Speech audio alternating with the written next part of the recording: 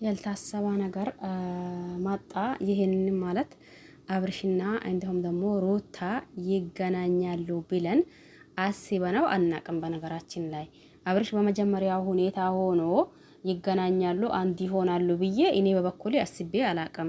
ምናልባት ከሄርሜላ ከሆነና ከሄርሜላ ካላ ቢያንስ 2 ቀንና 3 ቀን ከቆያ በኋላ ነገሩ ሁላ ተመቻችቶ ወይም ደግሞ ነገሮች ሁላ ተስተካክሎ አብርሽም ደግሞ ወደ ቅድም ማንነቱና ወደ ቅድም ህይወቱ ተመልሶ ይመጣል ብዬ ነበር እንጂ በዚሁ በደነዘዘውና በፈዘዘው ነገር ይገናኛሉ ብዬ አላሰብኩትም።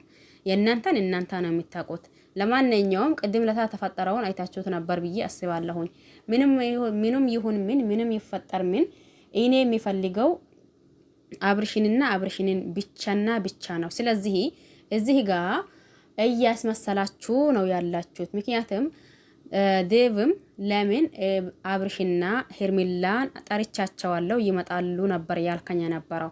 አሁን ደግሞ ምን ቢታስብና ምን ብትሆን ነው እሱ ስትይዘው የመጣቸው ነገር ብላ እሪ ብላ ነበር። ከትንሽ ቆይታ በኋላም ደግሞ አቶ አብርሽ መጥተዋል። ሲገናኙ ምን ተፈጠረ የሚል አብረን የምናይ ይሆናል። አንዳንዴ ነገራቶች ሁላ ግራ ያጋቡናል። በነገራችን ላይ ለምን ብትሉ እኛ ያሰብነው ሳይሆን ያላሰብነው ነው የሚመጣው። ብዙ ጊዜ እኛ ያሰብነው ሳይሆን ያላሰብነው ነው የሚመጣው። አሁንም ደግሞ አብርሽ በመጀመሪያ ሁኔታ ሳይሆን ተቀይሮ ይመጣል ብለን ነበር። ይወላችሁ በመጀመሪያ ሁኔታ ነው ያለው። ለማንኛውም ይሄን ቪዲዮ እስከ መጨረሻ ድረስ ማዳመጥና ሀሳብ አስተያየት ካላችሁ ኮሜንት ስር ማስቀመጥ ትችላላችሁ።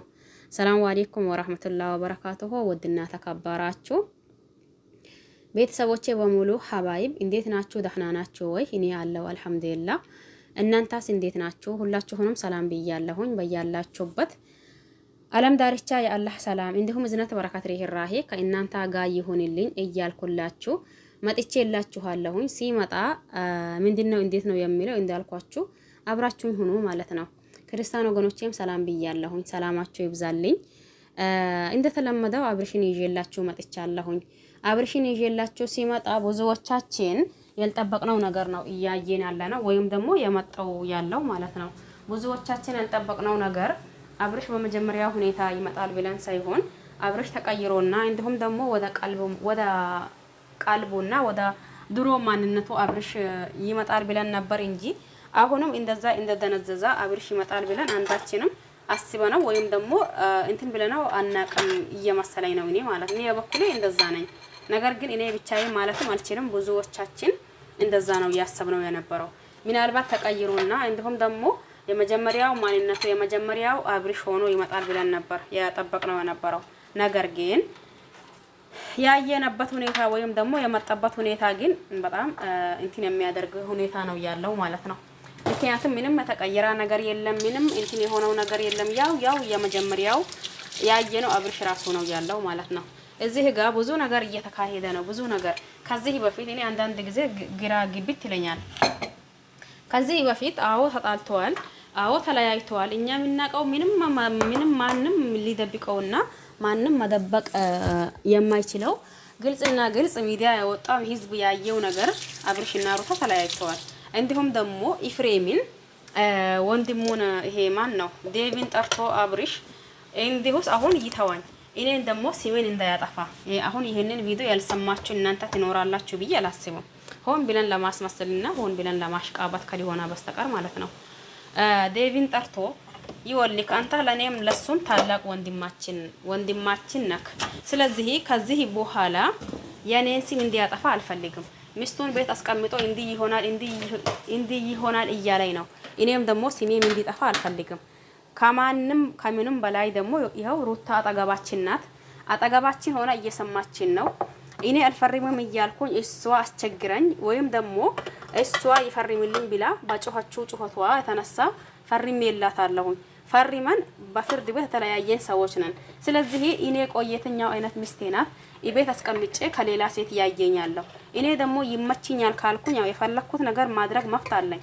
በኔ ህይወት ደግሞ እሱን አያገባውም ያለውን ቪዲዮ አብርሽ እንደዛ ያወራበትና እንደዛ ያለበት ቪዲዮ ከሰማችሁ የምሬን አሁን እየተካሄደው ያለው ነገር ሙሉ በሙሉ ጥፋተኛዋ ማናት? ሩታ ናት የምታደርጉት። ተግባባን አይደል? ሆን ብለን ያኔ ለማስመሰል፣ ሆን ብለን ደግሞ ለማሽቃበጥ፣ ሆን ብለን ደግሞ የሆነ ነገር ለማለት ቆርጠን ካልተነሳን፣ ገባችሁ አይደል? ቆርጠን ካልተነሳን። ነገር ግን ቆርጠን ከተነሳን ደግሞ ያው አንዳንድ ልጆችን ሰሞኑን እንደምናያቸው አይ እንዲ ነው፣ አይ እንዲ ነው፣ አይ እንዲ ነው፣ አይ እንዲ ነው እያሉ ነው። ይሄ ነገር ደግሞ ልክም አይደለም፣ ተገቢም አይደለም። እዚህ ጋር ብዙዎቻችን ማያትና ብዙዎቻችን ማወቅ አለብን ነገር አለ።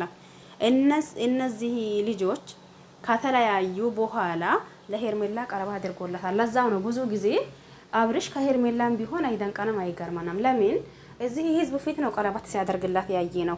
ከሩታም ቢሆን ደግሞ አይደንቀንም አይገርመንም። ነገር ግን ደግሞ ዋናው የሰው ልጅ ሰላም ይቀድማል።